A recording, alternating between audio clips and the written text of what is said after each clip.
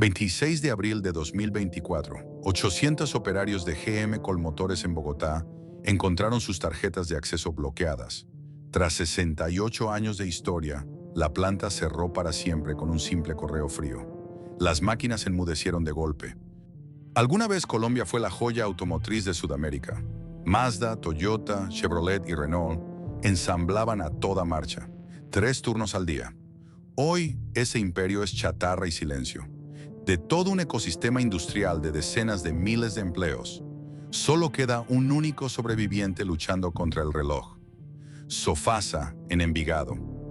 ¿Cómo un país que alguna vez construyó autos para todo el continente terminó asesinando a su propia industria matriz? Esto es Envigado, Antioquia. Esta es la crónica del último bastión automotriz de Colombia y el precio devastador que se paga cuando la rentabilidad de las importaciones termina sepultando el sudor de la mano de obra nacional. A finales de la década de 1960, Envigado no era el gigante urbano, comercial e industrial que conocemos hoy. Enclavado en el sur del Valle de Aburrá, a la sombra de Medellín, este municipio conservaba aún un alma predominantemente agrícola y de pequeña manufactura. El aire olía a tierra húmeda, a trapiches de caña y al humo de las antiguas fábricas textiles. Las imponentes montañas de Antioquia parecían aislar a la región, creando una topografía tan hermosa como desafiante. En esa época, Colombia era en gran medida un país que importaba su tecnología. La idea de forjar una industria automotriz pesada, de fabricar vehículos de motor desde cero en estas tierras escarpadas, sonaba a locura, o al menos a un sueño de proporciones titánicas para una nación en vías de desarrollo. Pero el Estado colombiano tenía una ambición inquebrantable: la industrialización. En 1969, bajo el gobierno del presidente Carlos Lleras Restrepo, se firmó un pacto que alteraría para siempre la geografía económica y social del país. El Instituto de Fomento Industrial, IFI, unió fuerzas con la gigante automotriz francesa Régie Nationale de Suzanne Renault para crear la Sociedad de Fabricación de Automotores S.A., mejor conocida como Sofasa. El lugar elegido para materializar esta quimera de acero y concreto fue Envigado. De la noche a la mañana, los terrenos baldíos y las fincas tradicionales comenzaron a ceder su espacio a retroexcavadoras, grúas y cimientos profundos. Las estructuras metálicas se alzaron hacia el cielo antioqueño, anunciando la llegada de una nueva era. Los primeros obreros que cruzaron las puertas de la planta no eran ingenieros automotrices, con décadas de experiencia internacional. Eran hombres y mujeres de la región, herederos directos de la tenacidad de la arriería paisa. Muchos eran campesinos o jóvenes obreros textiles que decidieron cambiar los telares por las llaves de impacto y la soldadura. Con una adaptabilidad asombrosa, aprendieron a leer planos industriales complejos, a operar gigantescas prensas hidráulicas, a calibrar suspensiones y a entender el intrincado idioma de los motores de combustión. Las mismas manos que una generación atrás recolectaban café, ahora estaban ensamblando piezas de alta ingeniería europea. El momento cumbre, el instante en que el sueño se hizo realidad, llegó en 1970. Las pesadas puertas al final de la línea de ensamblaje se abrieron y el rugido de un motor de 4 cilindros rompió el silencio del valle. Era el primer Renault 4 ensamblado íntegramente en Colombia. De color azul pastel, con su diseño utilitario, cuadrado y sin pretensiones estéticas, no era un automóvil de lujo, pero era exactamente el milagro técnico que el país necesitaba. Los colombianos no tardaron en bautizarlo con un apodo que quedaría grabado para siempre en el ADN cultural de la nación: el amigo fiel. El Renault 4 no fue simplemente un medio de transporte, se convirtió en un fenómeno sociológico sin precedentes.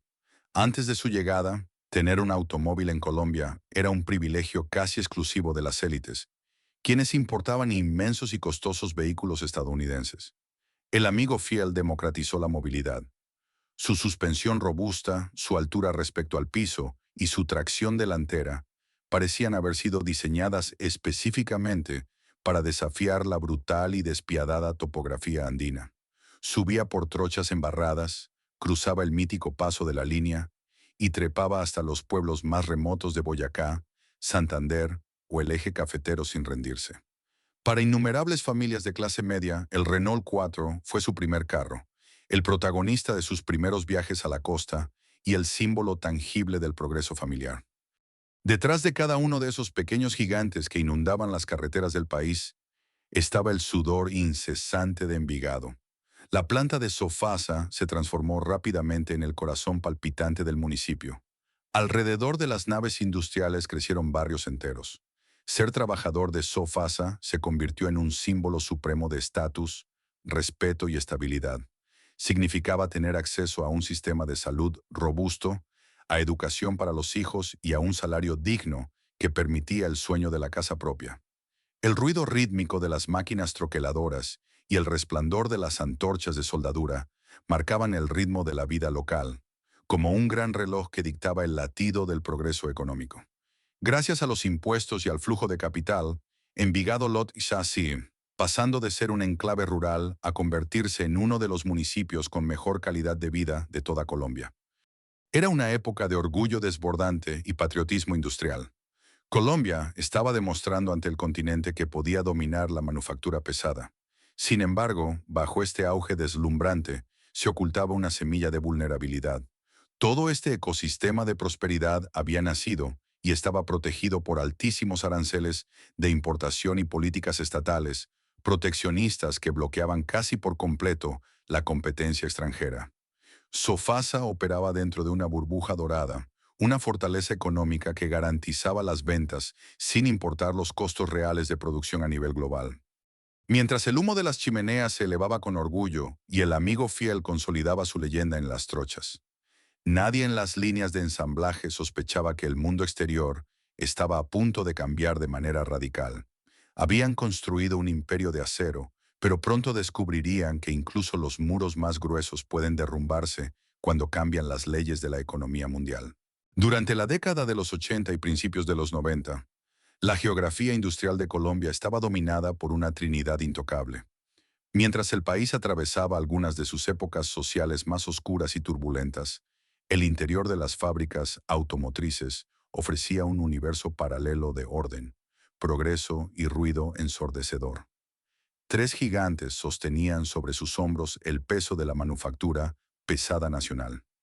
GM Colmotores y la compañía colombiana automotriz CCA, ensambladora de Mazda, dominaban la fría sabana de Bogotá, mientras que Sofasa reinaba en solitario en el cálido y montañoso valle de Aburrá. Era la era dorada de los ensambladores.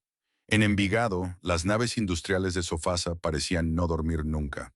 La demanda nacional era tan voraz que la fábrica operaba en 3 turnos continuos, 24 horas al día, 7 días a la semana. En las madrugadas, mientras la ciudad descansaba, el resplandor azul de las soldaduras de punto iluminaba las ventanas de los galpones, y el golpeteo de las prensas de estampado de toneladas de presión se sentía en el suelo de los barrios aledaños como un latido constante. Para los habitantes de Envigado, ese ruido no era contaminación auditiva. Era el sonido del dinero, de la estabilidad, de la comida en la mesa. El ecosistema automotriz colombiano alcanzó un nivel de sofisticación sin precedentes en 1989, cuando ocurrió un hito que redefinió las reglas del juego. Atraído por el sólido desempeño de la planta antioqueña, el gigante japonés Toyota decidió que Envigado sería su nueva casa en Sudamérica. Toyota adquirió una participación en Sofasa, creando una alianza estratégica con Renault que parecía invencible. La llegada de los japoneses supuso un choque cultural fascinante. Los ingenieros nipones trajeron consigo la estricta filosofía del Kaizen, la mejora continua, la cual se fusionó de manera insospechada con la tradicional berraquera y recursividad del obrero paisa. De las mismas líneas de ensamblaje de donde salían los ágiles y compactos Renault 9, comenzaron a emerger las imponentes Toyota Land Cruiser y las indestructibles pickups Hilux. Ver a operarios antioqueños entrenados bajo estándares milimétricos japoneses, armando vehículos todoterreno diseñados para conquistar el mundo, era el testimonio de que la industria colombiana había alcanzado su madurez técnica. A la sombra de estas grandes ensambladoras, floreció todo un ecosistema de proveedores. No solo se armaban carros, se forjó una cadena de valor colosal. Cientos de empresas satélites nacieron para alimentar a los gigantes. Fábricas de vidrio templado, productoras de llantas, talleres de inyección de plásticos para tableros, textileras especializadas en cojinería y fundidoras de rines de aluminio operaban a máxima capacidad. Por cada empleo directo que Sofasa generaba en sus líneas, se creaban 5 empleos indirectos en la región. El dinero fluía a raudales, los parqueaderos de los empleados estaban llenos, y los sindicatos negociaban convenciones colectivas que garantizaban primas extralegales, clubes recreativos y beneficios que convertían a los obreros automotrices en la aristocracia de la clase trabajadora colombiana.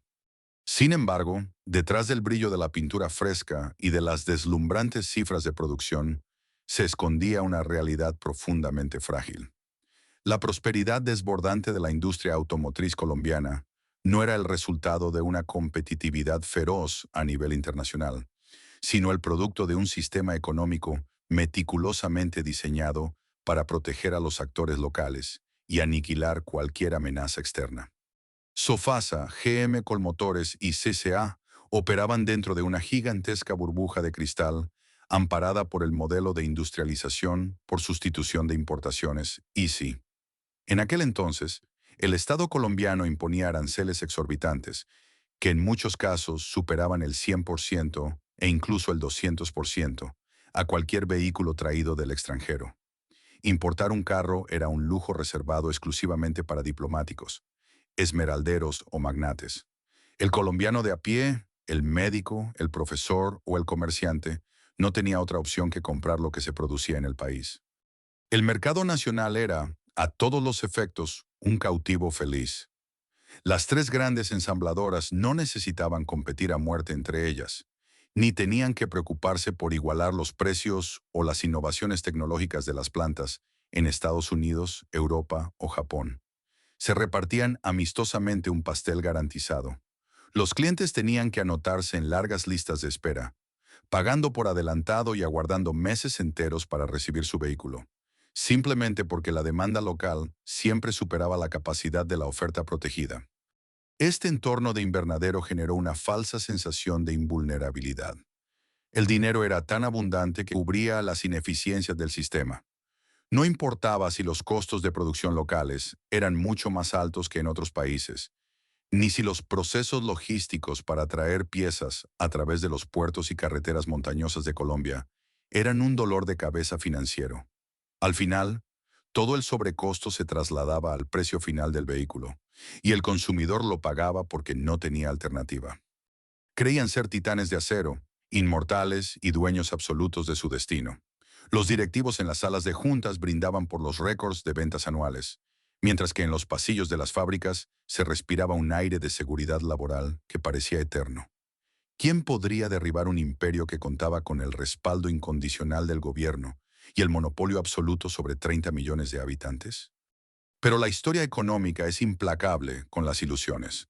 Mientras las chimeneas de Envigado y Bogotá expulsaban el humo del triunfo continuo, a miles de kilómetros de distancia, el mundo estaba cambiando drásticamente. El muro de Berlín había caído, el comercio internacional se estaba desregulando y el dogma del libre mercado comenzaba a barrer el continente americano. En los elegantes pasillos de los ministerios de Hacienda y Comercio en Bogotá, un grupo de jóvenes economistas preparaba un decreto que caería como una guillotina sobre la utopía industrial. El reloj de arena había sido volteado. El fin de la era del proteccionismo estaba a la vuelta de la esquina, y con él se acercaba una tormenta perfecta que pondría a prueba la misma existencia del sueño industrial colombiano. La burbuja estaba a punto de estallar. El año es 1990, mientras los operarios de Sofasa en Envigado apretaban las tuercas de los vehículos Renault y soldaban los pesados chasis de las Toyota con la seguridad de quien cree tener el empleo garantizado para toda la vida. A 400 kilómetros de distancia, en los fríos despachos del Palacio de Nariño en Bogotá, se estaba redactando la sentencia de muerte del modelo proteccionista. El recién posesionado presidente de la República, César Gaviria Trujillo, inauguró su mandato con una frase que resonaría como un eco metálico y definitivo en la historia industrial del país. Bienvenidos al futuro. Ese futuro, sin embargo, Tenía un nombre técnico que pronto se convertiría en la palabra más temida por los sindicatos y las juntas directivas: la apertura económica. La premisa del gobierno era innegable desde el punto de vista macroeconómico. Colombia no podía seguir siendo una isla comercial en un mundo que rápidamente derribaba sus fronteras tras el colapso del bloque soviético.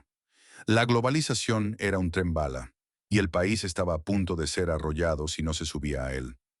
Los defensores del libre mercado argumentaban, con razón, que el consumidor colombiano estaba cansado de pagar precios exorbitantes por vehículos que, en el mercado internacional, costaban una fracción de su valor. Se argumentaba que el proteccionismo había vuelto perezosa a la industria nacional.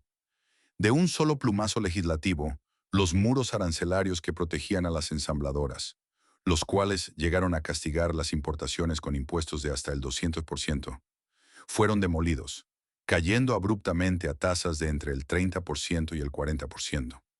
La gruesa burbuja de cristal que durante décadas resguardó a Sofasa, a GM Colmotores y a CCA se hizo añicos en cuestión de meses. El impacto visual de esta decisión fue inmediato y abrumador. Las terminales marítimas de Buenaventura, en el Pacífico, y Santa Marta, en el Caribe, que antes recibían esporádicos cargamentos de repuestos o maquinaria pesada, se vieron repentinamente inundadas por enormes buques ro-ro, roll-on, roll-off. De sus inmensas bodegas comenzaron a descender miles de automóviles completamente ensamblados, brillantes y listos para encenderse. Era una invasión en toda regla. Ya no se trataba de competir entre tres viejos conocidos que compartían un mercado cautivo. De la noche a la mañana, las calles colombianas se llenaron de nombres que hasta entonces sonaban a ciencia ficción para el ciudadano promedio: Daewoo, Hyundai, Kia, Skoda e incluso las austeras pero baratas Lada rusas. Estos vehículos asiáticos y de Europa del Este aterrizaron en los concesionarios con una estrategia de precios agresiva, imposible de igualar para la manufactura local. Peor aún, traían equipamientos que las ensambladoras nacionales consideraban un lujo supremo y cobraban por aparte: aire acondicionado de fábrica, vidrios eléctricos, dirección hidráulica y radios pasacintas integrados. El golpe psicológico para el comprador fue brutal. ¿Por qué esperar 6 meses en una lista y pagar una fortuna por un carro ensamblado en Envigado o Bogotá con ventanas de manivela, cuando por menos dinero se podía salir ese mismo día manejando un sedán coreano con aire acondicionado? Las ventas de vehículos importados se dispararon como un cohete, pasando de representar apenas el 5% del mercado a morder ávidamente el 30%, luego el 40%, y siguiendo en ascenso. La marea extranjera había roto los diques, y en las oficinas de Sofasa, el triunfalismo de los años 80 fue reemplazado por un pánico gélido. Sin embargo, el drama real, el que no salía en los comerciales de televisión de los nuevos carros importados, se estaba desarrollando en la base de la pirámide industrial.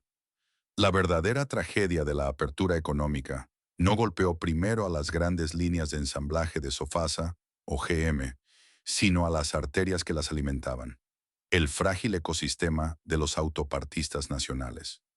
La magia de la industria automotriz colombiana nunca radicó únicamente en armar el vehículo, sino en la extensa cadena de valor que lo rodeaba. Las leyes de la era proteccionista exigían un alto porcentaje de integración nacional, es decir, un porcentaje significativo de cada Renault, Mazda o Chevrolet debía estar compuesto por piezas fabricadas en Colombia. Esto había dado vida a centenares de pequeñas y medianas empresas, fábricas que horneaban vidrios panorámicos, talleres que cosían cojinerías de cuero, plantas químicas que moldeaban plásticos para los tableros, metalúrgicas que fundían bloques de motor y enormes fábricas de llantas. Eran miles de empleos periféricos que dependían exclusivamente de que las tres grandes ensambladoras les compraran a ellos. Pero con la entrada del libre comercio y los nuevos tratados internacionales, esas reglas de integración nacional comenzaron a flexibilizarse o a desaparecer. Las casas matrices en Francia, Estados Unidos y Japón exigieron a sus filiales colombianas que redujeran costos inmediatamente para poder sobrevivir al ataque asiático. La orden fue implacable. Compre barato, sin importar de dónde venga. De repente para Sofasa resultaba más económico importar contenedores enteros de rines desde Taiwán o sistemas eléctricos desde Brasil que comprárselos al proveedor antioqueño que llevaba 20 años cruzando la calle en Envigado. Los autopartistas colombianos, que operaban con maquinaria anticuada, créditos carísimos y volúmenes de producción ínfimos comparados con las megafábricas asiáticas, fueron pasados por la guillotina del mercado libre. No tenían la escala para competir. Una tras otra, las fábricas satélites comenzaron a apagar sus calderas. Cientos de talleres cerraron sus puertas, dejando a miles de obreros especializados en la calle. El silencio sepulcral que empezó a apoderarse de los parques industriales de Medellín, Bogotá y Cali era el síntoma inequívoco de un ecosistema que se estaba marchitando desde las raíces. En el corazón de Sofasa, el ambiente se transformó. Las líneas de producción en Envigado seguían moviéndose. El ruido de las neumáticas aún taladraba los oídos, pero la moral del trabajador cambió. La aristocracia obrera comenzó a sentir el aliento helado del desempleo en la nuca.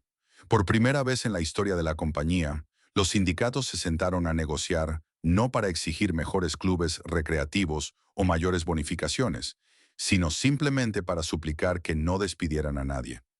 Los directivos franceses y colombianos miraban los libros de contabilidad con terror, dándose cuenta de que sus procesos eran demasiado pesados. Estaban piloteando un enorme barco de vapor en una carrera contra ágiles lanchas rápidas. La apertura económica les había enseñado una lección sangrienta. En el capitalismo globalizado, la nostalgia, el orgullo nacional y las décadas de historia no importan absolutamente nada frente a una hoja de cálculo. Sobrevivir requeriría amputaciones dolorosas, y la gran sangría de la industria colombiana apenas estaba por comenzar. El cambio de milenio trajo consigo un espejismo de estabilidad.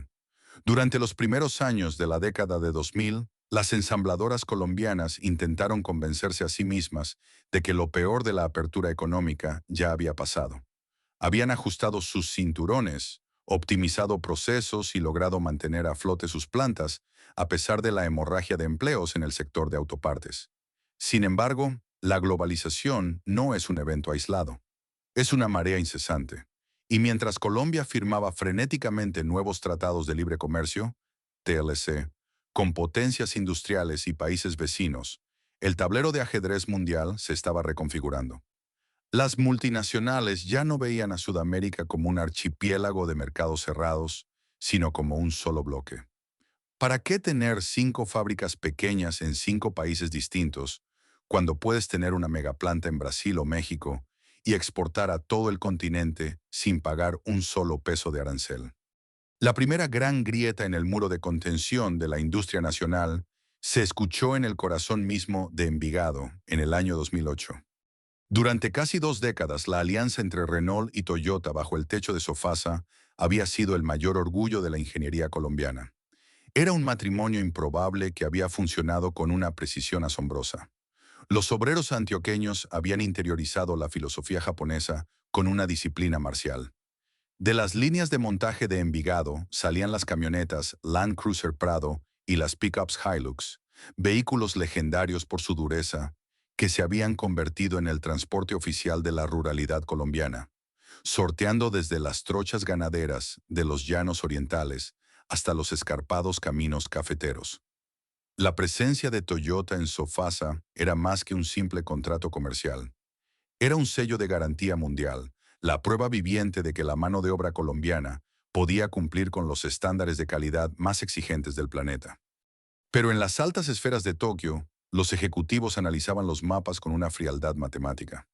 El mundo había cambiado. Las plantas de Toyota en Argentina y Brasil estaban alcanzando volúmenes de producción colosales, con economías de escala que Envigado jamás podría igualar debido a su ubicación geográfica, atrapada entre montañas y a cientos de kilómetros de los puertos marítimos. Además, las nuevas reglas del libre comercio permitían ingresar camionetas ensambladas en el Cono Sur o en Asia a precios sumamente agresivos. Mantener una línea de ensamblaje paralela en Colombia, pagando la logística de importar piezas por el tortuoso puerto de Buenaventura, Simplemente dejó de tener sentido financiero. El anuncio cayó como un balde de agua fría en el Valle de Aburrá. En 2008, Toyota vendió oficialmente su participación accionaria en Sofasa. La marca japonesa empacó sus matrices, retiró su tecnología y se despidió de Envigado para siempre. El día en que la última Toyota Land Cruiser Prado rodó fuera de la línea de inspección final, un silencio inusual y melancólico se apoderó de esa ala específica de la fábrica. Los operarios, muchos de los cuales habían dedicado los mejores años de su juventud a perfeccionar el ensamblaje de esos motores, vieron cómo las grúas desmontaban la maquinaria pesada y la subían a camiones de carga con rumbo desconocido. No hubo despidos masivos inmediatos, pues Renault asumió el control total de la planta y absorbió a la fuerza laboral, pero el golpe psicológico fue devastador. La partida de los japoneses dejó una sensación de orfandad, un recordatorio escalofriante de que el capital internacional no tiene patria, no siente nostalgia y no le debe lealtad a ningún código postal. Por primera vez en 40 años, Sofasa se encontraba completamente sola, sostenida únicamente por los hombros de Renault, en un ecosistema que se volvía cada vez más hostil. Si la salida de Toyota de Envigado en 2008 fue un aviso de tormenta, lo que ocurrió en Bogotá 6 años después fue un huracán categoría 5 que arrasó con los cimientos de la industria automotriz nacional. El epicentro del desastre fue la compañía colombiana automotriz, CCA, la mítica ensambladora de Mazda, ubicada en pleno centro industrial de la capital de la República. Durante 3 décadas, CCA había sido sinónimo de vanguardia. Habían ensamblado iconos de las calles colombianas como el Mazda 323, un vehículo que marcó a toda una generación, y más recientemente, el sofisticado Mazda 3. Sin embargo, CCA padecía la misma enfermedad silenciosa que acorralaba a toda la industria local: la asfixia por competitividad. El Tratado de Libre Comercio del Grupo de los Tres, G3, y otros acuerdos posteriores habían abierto un puente comercial directo, libre de impuestos, entre Colombia y México. Y México, impulsado por su frontera con Estados Unidos, se había convertido en un monstruo global de la manufactura automotriz, con plantas gigantescas en Guanajuato y Aguascalientes, capaces de escupir un carro cada minuto. Hacer competir a la pequeña planta de Mazda en Bogotá contra los megacomplejos mexicanos era como enfrentar a un boxeador aficionado contra un campeón mundial de peso pesado. Los costos logísticos de subir repuestos a los 2.600 metros de altura de Bogotá, sumados al volumen limitado de producción local, hacían que los números sangraran mes a mes. En 2014, la casa matriz en Hiroshima tomó la decisión final. Sin anestesia ni falsas esperanzas, Mazda anunció el cierre definitivo y total de su planta en Colombia. El impacto fue fulminante. Alrededor de 500 trabajadores directos perdieron sus empleos casi de la noche a la mañana. Pero la verdadera carnicería ocurrió fuera de los muros de la ensambladora. La caída de CCA provocó un efecto dominó aterrador en toda la cadena de proveedores. Un colapso sistémico que destruyó miles de empleos indirectos en todo el país. Para entender la magnitud del desastre, hay que mirar el ecosistema. Empresas locales que fabricaban vidrios de seguridad, alfombras, exhaustos y sistemas de escape dependían vitalmente de los pedidos de las tres ensambladoras, GM, Sofasa y Mazda. Al desaparecer Mazda, estos proveedores perdieron de golpe el 30% o 40% de su facturación. GM y Sofasa, que también estaban reduciendo su propia integración nacional para abaratar costos frente a los importados, no podían absorber esa capacidad ociosa. Las fábricas satélites comenzaron a caer como moscas. Un caso emblemático fue el de la industria llantera. Empresas históricas como Icollantas, operada por Michelin, que empleaban a cientos de obreros en Bogotá y Cali, no pudieron sostener las pérdidas y cerraron sus gigantescas instalaciones de manufactura, liquidando a su personal y convirtiéndose en simples importadores de llantas chinas o brasileñas. Centenares de talleres de costura que hacían las cojinerías bajaron sus persianas para siempre. Las inyectoras de plástico apagaron sus hornos.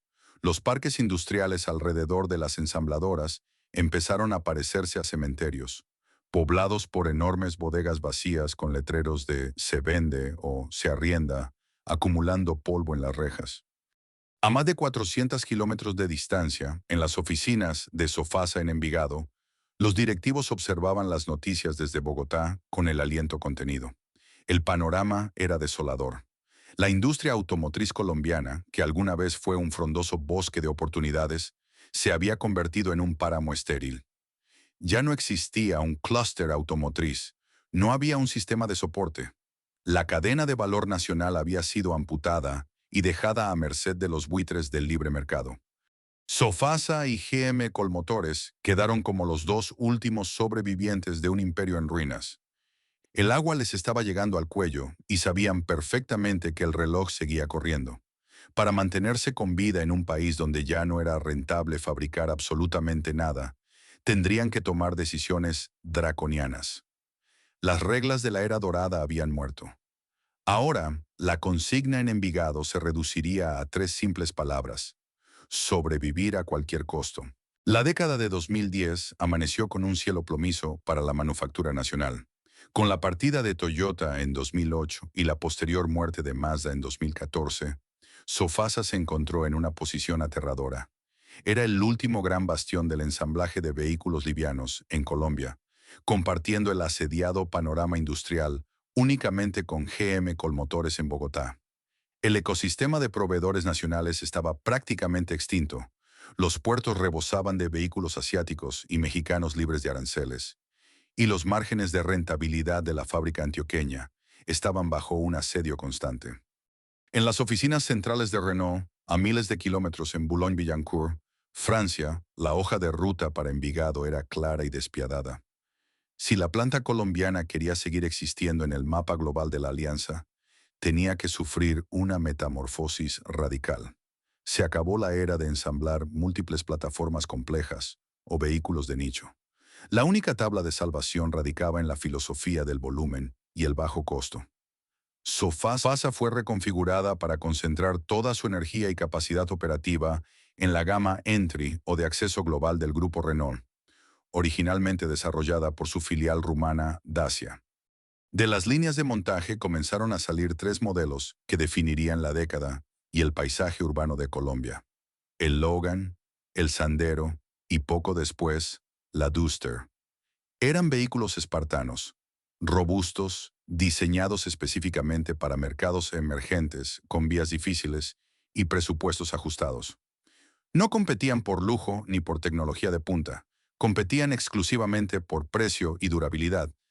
Pero ensamblar carros baratos para competir contra la avalancha de importados tiene un precio oculto, y ese precio lo terminó pagando la fuerza laboral.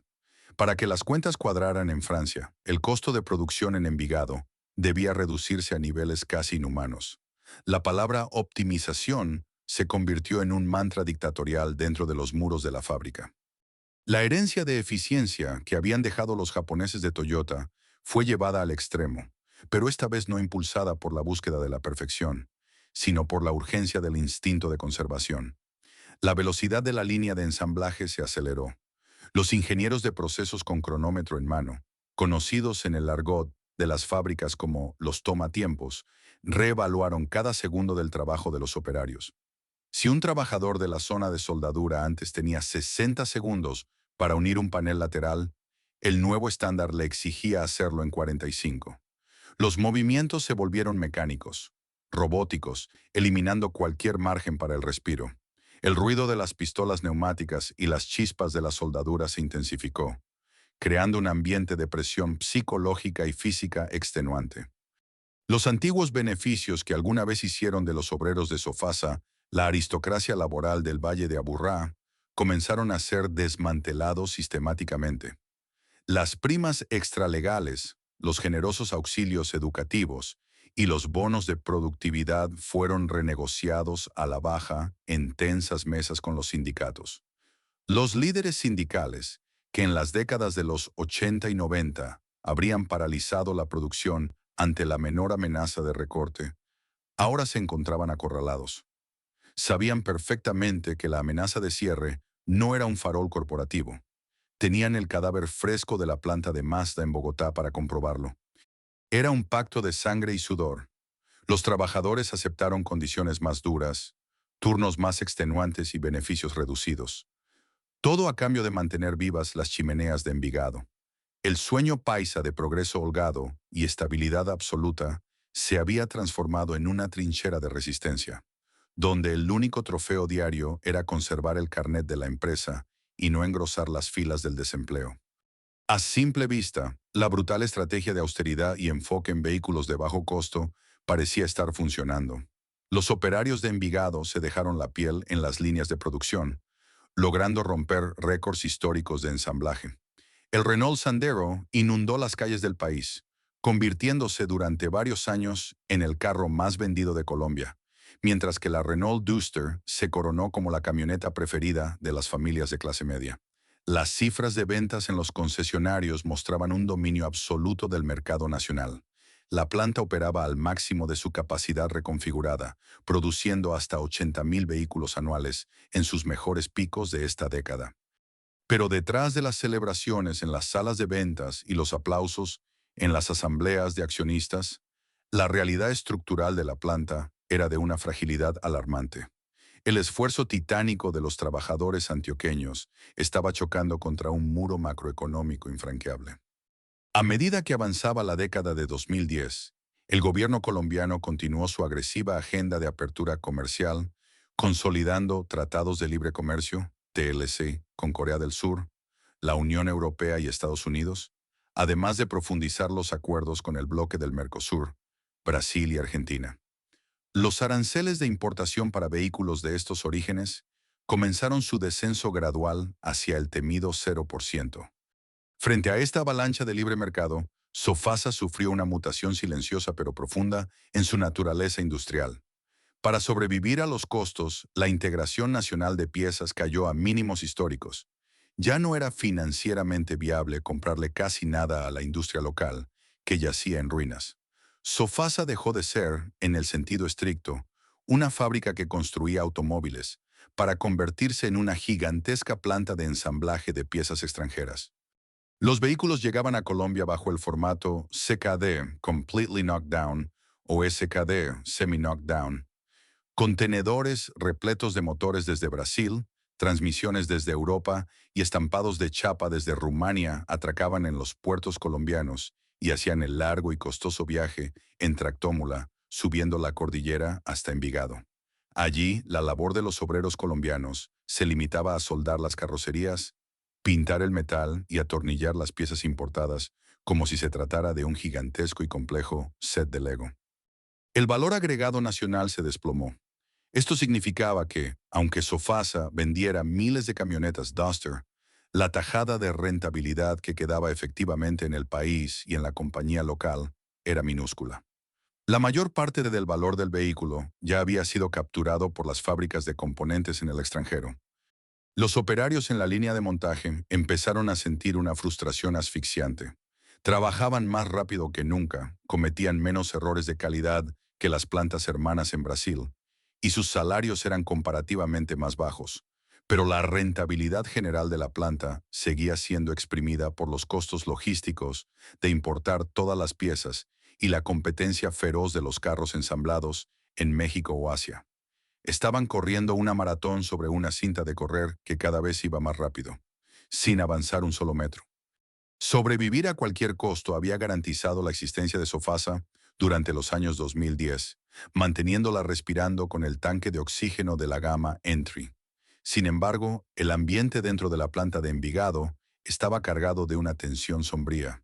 Los trabajadores más veteranos, con las manos encallecidas y la espalda dolorida, tras décadas de turnos rotativos, miraban hacia el horizonte y entendían la precaria realidad de su milagro. Habían comprado tiempo, pero sabían que en el frío tablero del capitalismo global, el trabajo duro no siempre vence a las matemáticas. Y sus peores temores estaban a punto de materializarse. Mientras Envigado luchaba por cada centavo de rentabilidad, a 400 kilómetros al sur, en la capital del país, una tormenta definitiva se estaba formando sobre las instalaciones de su rival histórico. El último acto de la tragedia industrial colombiana estaba por comenzar.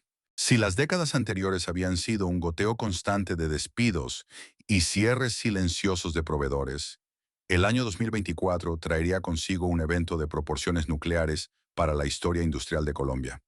Durante años en el sector automotriz se había susurrado el rumor de un colapso inminente, pero nadie, ni el analista más pesimista, imaginó la brutalidad y la frialdad con la que llegaría el golpe final. La fecha quedó grabada como un epitafio de acero, viernes 26 de abril de 2024. Esa mañana, en la fría sabana de Bogotá, cientos de operarios del primer turno de GM Colmotores llegaron a las instalaciones de la avenida Boyacá, como lo habían hecho todos los días de su vida laboral. Muchos de ellos eran la segunda o incluso la tercera generación de su familia en trabajar para la ensambladora del Corbatín Dorado. Llevaban el uniforme limpio, el termo de café en la mano y la disposición de cumplir con la cuota de ensamblaje de la línea de los modelos Chevrolet Joy. Sin embargo, al acercarse a las entradas principales, se encontraron con una escena desconcertante. Los torniquetes de acceso estaban bloqueados. Las luces de los grandes galpones estaban apagadas. El ensordecedor rugido de las prensas de metal, un sonido que había sido la banda sonora del sur de Bogotá durante casi 70 años, había enmudecido por completo. No hubo asambleas previas. No hubo preavisos compasivos ni discursos de despedida en la planta. La noticia llegó a través de una notificación electrónica, un frío comunicado de prensa redactado por la casa matriz de General Motors en Detroit. En un puñado de párrafos estériles, plagados de jerga corporativa sobre transformación global y transición hacia la movilidad de cero emisiones, la corporación estadounidense anunciaba el cese inmediato y definitivo de todas las operaciones de manufactura en Colombia y Ecuador. La junta directiva había solicitado al Ministerio del Trabajo la autorización para un despido colectivo que dejaría a 800 trabajadores directos en la calle, con efecto inmediato. El asombro se transformó en desesperación frente a las rejas cerradas. Hombres curtidos por décadas de trabajo pesado lloraban de impotencia mientras leían los mensajes de texto en sus celulares. Estaban atrapados en una pesadilla kafkiana. Colmotores no era una empresa cualquiera. Era el patriarca absoluto de la industria colombiana. Fundada en 1956, había sobrevivido a las crisis más profundas de la nación: hiperinflación, narcoterrorismo, paros armados y recesiones económicas severas. De sus líneas de ensamblaje salieron íconos motorizados que movieron al país entero, desde los pesados camiones Kodiak que atravesaban las montañas andinas, hasta los inolvidables automóviles compactos como el Chevrolet Sprint, el Corsa y el Spark, que fueron el primer carro de millones de familias colombianas. Pero para los contadores y ejecutivos sentados en las oficinas de cristal, en Michigan, la historia y la nostalgia no tenían ningún valor en el balance general. El mercado automotriz estaba mutando hacia los vehículos eléctricos, unas máquinas que requieren mucha menos mano de obra y piezas que un carro de combustión interna. General Motors necesitaba liberar miles de millones de dólares para financiar esa costosa transición tecnológica. Mantener una planta en Bogotá que operaba apenas al 9% de su capacidad instalada debido a la avalancha de carros importados sin arancel era considerado un despilfarro imperdonable. Era más barato, más fácil y más rentable ensamblar los Chevrolet en Brasil o importarlos directamente desde las inmensas fábricas en China, y simplemente utilizar a Colombia como un puerto de descarga comercial.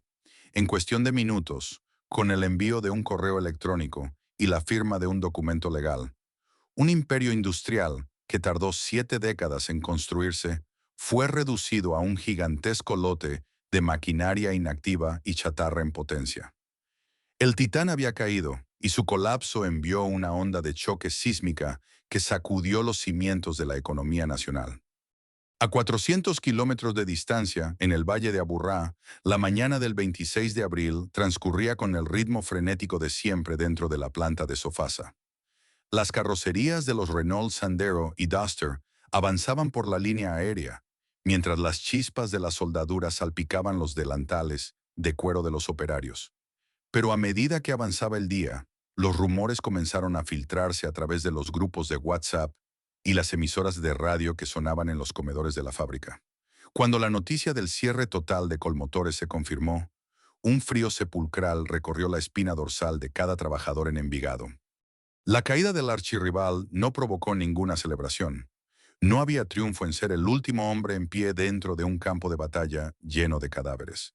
Lo que se apoderó de Sofasa fue una zozobra insoportable, un terror psicológico profundo y paralizante. Los obreros antioqueños, mientras apretaban tornillos y ajustaban motores bajo el incesante ruido de la maquinaria, no podían evitar ver su propio reflejo en la tragedia de Bogotá.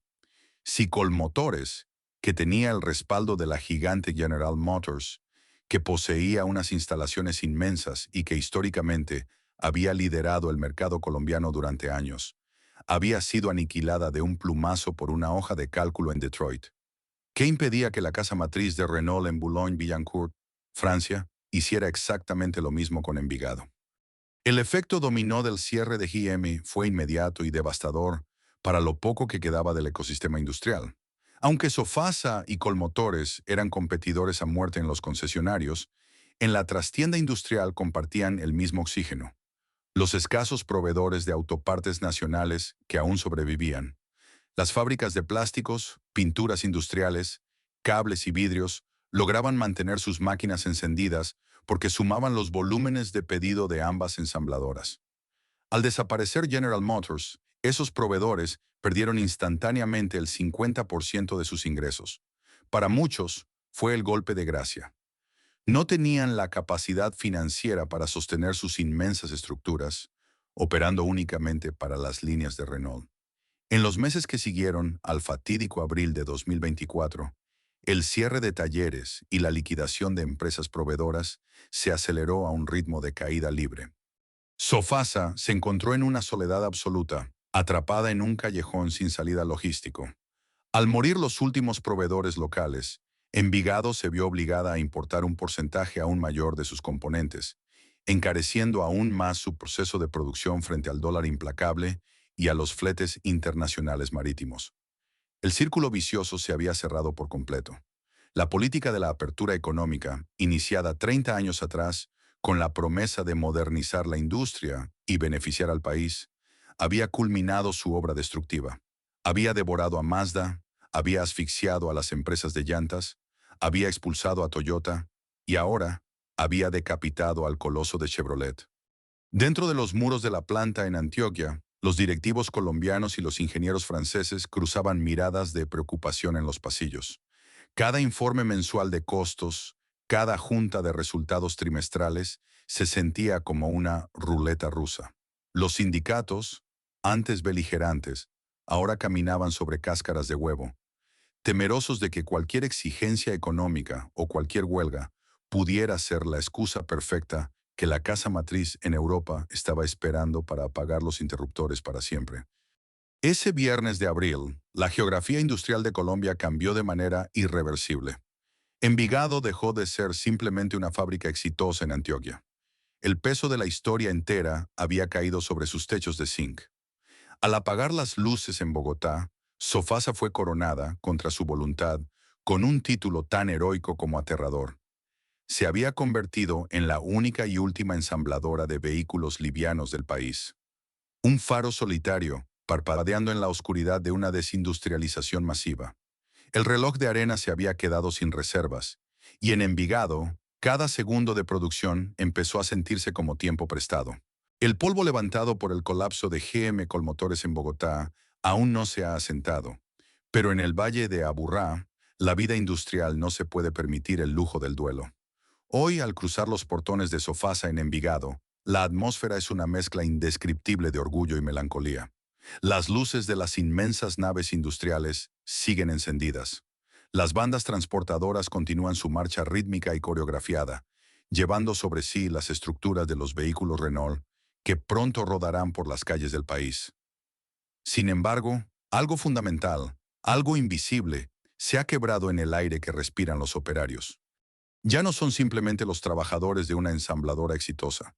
Se han convertido, por descarte y supervivencia, en los guardianes de un museo vivo, en los custodios del último bastión automotriz de Colombia.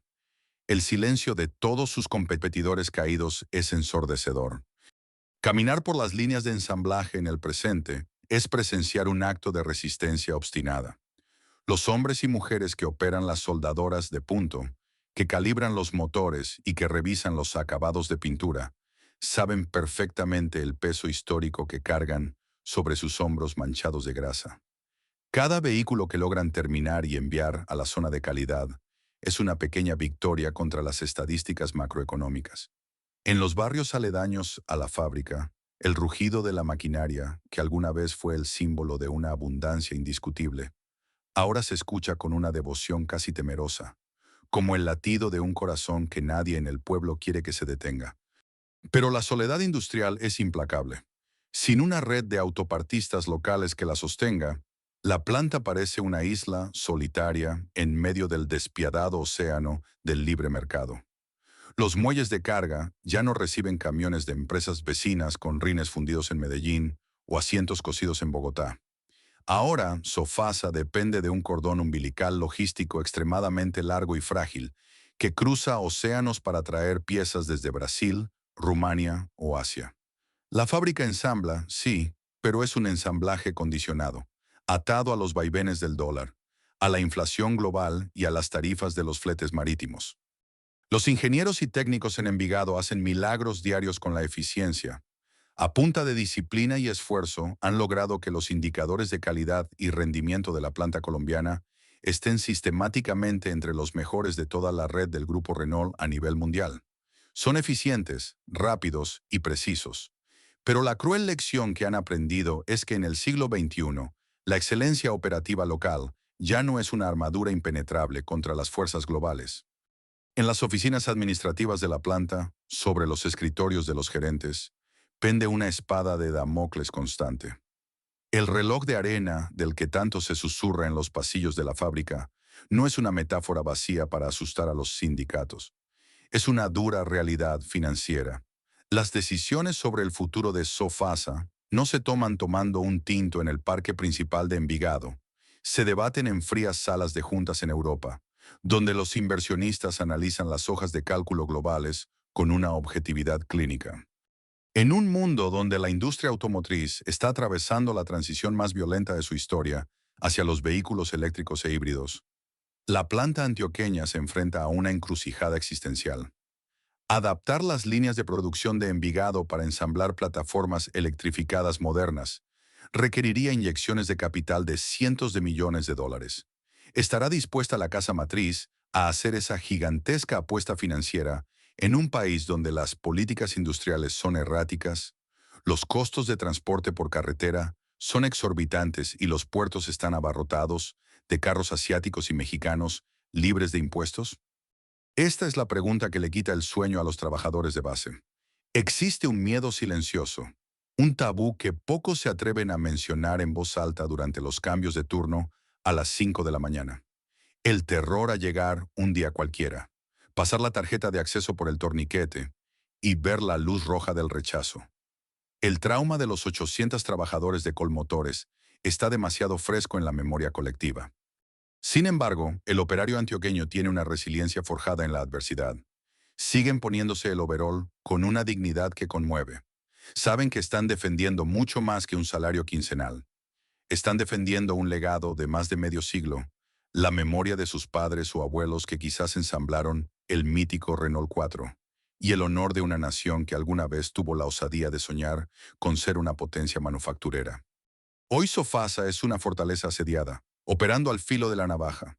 Las máquinas siguen vivas, el metal sigue tomando forma y los vehículos siguen saliendo orgullosamente por la puerta principal. Pero el eco de la historia económica es innegable. En el implacable juego del capitalismo moderno, ser el último sobreviviente de tu especie no te garantiza la inmortalidad. A veces, solo significa que el reloj simplemente sigue contando hacia atrás.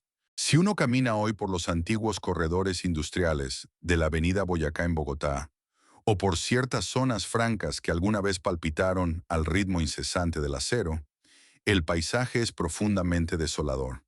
Las antiguas instalaciones de la compañía colombiana automotriz, Mazda, y los inmensos galpones recientemente clausurados de GM Colmotores se alzan como gigantescos esqueletos arquitectónicos bajo el cielo gris. El viento silba a través de las mallas metálicas y el óxido comienza a devorar lentamente las estructuras donde alguna vez rugieron prensas de estampación de miles de toneladas. Estas no son simples bodegas vacías, son los cementerios de la ambición industrial de todo un país. Pero las verdaderas ruinas de esta desindustrialización no están hechas de concreto, vidrio y acero, sino de carne, hueso y sueños rotos. ¿Qué pasa con una nación cuando extirpa de raíz a su clase obrera especializada? Detrás de los fríos balances financieros que los ejecutivos utilizaron para justificar los cierres desde oficinas en Detroit o Hiroshima, hay miles de historias invisibles y desgarradoras. Hablamos de hombres y mujeres que dedicaron 20, 30 o 40 años de su vida a perfeccionar el complejo arte del ensamblaje automotriz. Maestros soldadores, técnicos en robótica industrial, pintores de precisión y expertos en control de calidad, cuyas habilidades invaluables se volvieron totalmente obsoletas de un día para otro por un simple correo electrónico. Para un operario de 50 años, cuya vida entera, su rutina, sus amistades y su propósito giraron en torno a una línea de producción, la reinserción en un mercado laboral dominado por el sector de los servicios es un espejismo cruel y despiadado. La realidad postindustrial en Colombia tiene un rostro amargo.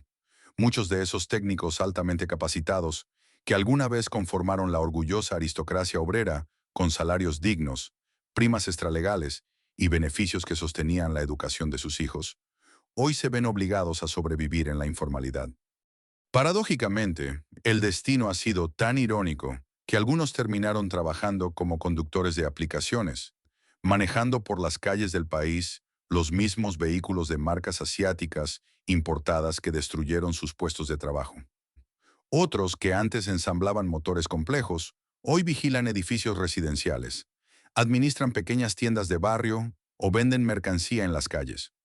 No solo perdieron un empleo estable, perdieron su identidad, su dignidad profesional y el estatus de una clase media vibrante que se había construido con el sudor honrado de las fábricas.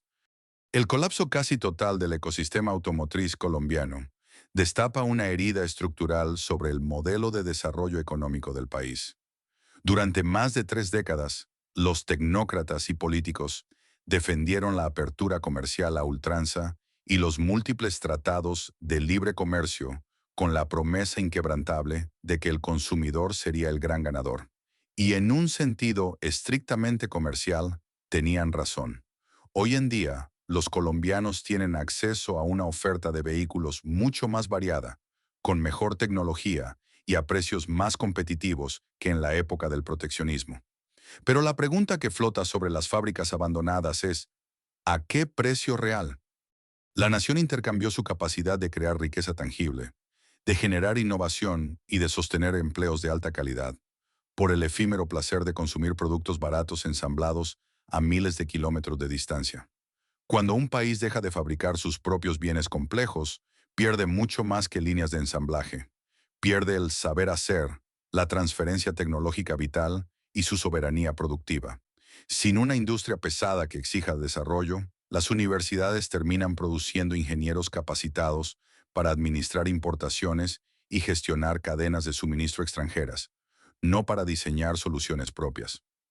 Colombia se ha convertido de manera peligrosa en un país de enormes vitrinas comerciales y de puertos de descarga, eternamente dependiente de las fluctuaciones del dólar y de la voluntad corporativa de las casas matrices internacionales. En medio de este panorama sombrío, la persistencia de Sofasa en Envigado trasciende el ámbito puramente empresarial. Es en el fondo un acto de resistencia cultural y un monumento a la tenacidad de la mano de obra nacional. Las chimeneas que aún operan en Antioquia son el último faro que nos recuerda que, alguna vez, este país tuvo la audacia de transformar el metal, de dominar la ingeniería pesada y de soñar con ser un jugador de talla mundial. Sin embargo, el silencio de las fábricas muertas en el resto del país emite un grito ensordecedor y definitivo. Ninguna nación puede ser verdaderamente grande, independiente y próspera si abandona por completo su capacidad de producir con sus propias manos. La historia global ha demostrado, una y otra vez, que el verdadero progreso de una sociedad no se importa en contenedores, se forja desde adentro. Y si Colombia permite que la llama de su último bastión automotriz se apague, el silencio industrial será, finalmente, irreversible y absoluto. En Envigado, cuando el turno de la noche llega a su fin y las luces de las naves industriales comienzan a atenuarse, el eco de las máquinas no es solo un sonido mecánico, es el latido de un país que se resiste a olvidar cómo construir su propio destino. Sofasa hoy no es simplemente una fábrica ensamblando vehículos franceses para el mercado andino. Es un monumento vivo a la tenacidad de una clase obrera que se niega a rendirse ante la dictadura de los aranceles cero y la marea de las importaciones masivas. La caída repentina de GM Colmotores, la trágica desaparición de Mazda y el éxodo de Toyota, nos dejan una lección amarga y universal. Una nación que renuncia deliberadamente a su capacidad de transformar la materia prima, que cambia sus líneas de producción por enormes centros comerciales y puertos de importación, es una nación que entrega en bandeja de plata su soberanía económica. El libre mercado le prometió a los colombianos carros más baratos y mejor equipados, y en gran medida cumplió. Pero el precio oculto de ese pacto fue la aniquilación de decenas de miles de empleos dignos, la destrucción irreversible del saber hacer tecnológico y la condena de generaciones enteras de operarios calificados a la simple supervivencia en el rebusque y la informalidad. Hoy, mientras observamos los inmensos galpones abandonados en Bogotá, oxidándose lentamente bajo la fría lluvia de la sabana, la pregunta central no es si Sofasa podrá resistir en Envigado un año más, o 5, o 10. La verdadera pregunta es si estamos dispuestos como sociedad a aceptar un futuro donde nuestras únicas herramientas sean un teclado de computador y una aplicación móvil, habiendo olvidado por completo el arte, el sudor y el orgullo de forjar el acero con nuestras propias manos.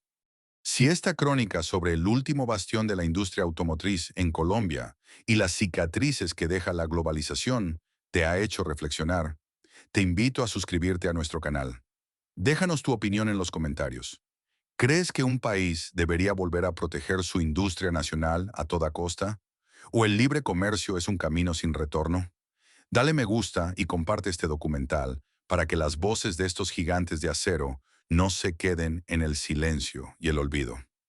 Nos vemos en el próximo capítulo de nuestro viaje por las ruinas de los imperios caídos.